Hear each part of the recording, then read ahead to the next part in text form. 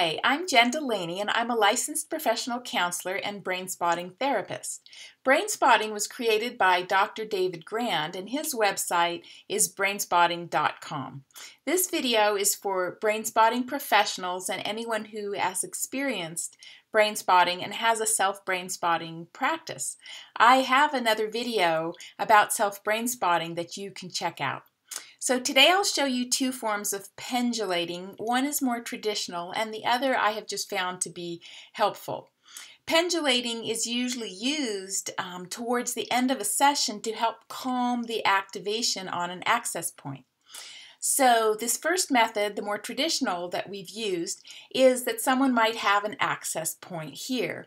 And let's say it's, at around a 5 and we're wanting to help them be calmer towards the end of the session. You may have already found the resource point in the beginning of the session, but if not, you'll locate a separate point. It could be near the access point, or it might be in a completely different location. And sometimes people might use, the heart lamp on my wall, but generally I like to find it with the pointer. And sometimes they'll find it in their room when we're doing a Zoom session. They'll look around and be like, no, I think it's over here. I really feel calm and protected over here. So then you'll be able to pendulate, which is going back and forth between the 2 points. And you can do it like 3 to 7 seconds between each point. Or you can have clients make their own choice, since of course we are what David Grand calls being in the tail of the comet. The client is the comet. They may have their own pace on it. They may want to be longer on a calm spot and shorter on the access point. So they can choose their own timing as well.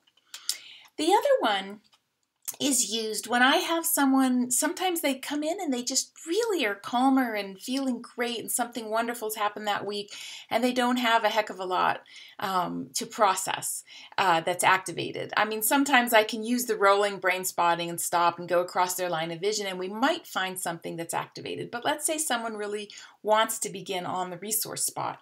So again, I'll find that resource spot and have them process for a while, and they'll be like, yeah, it's up at an 8 or a 9, feeling calmer. And I'll just check in with them and say, what happens when I move the pointer closer? If they feel very activated, we stay there on that point and we just process for a while. And then towards the end of the session, I can pendulate between that farther spot that we found originally and the closer one. And again, if I let them lead it, I have them say back up and come forward. And that might be, there might be a minute between each of those. But then that way they're leading the process of when to come back and when to come forward.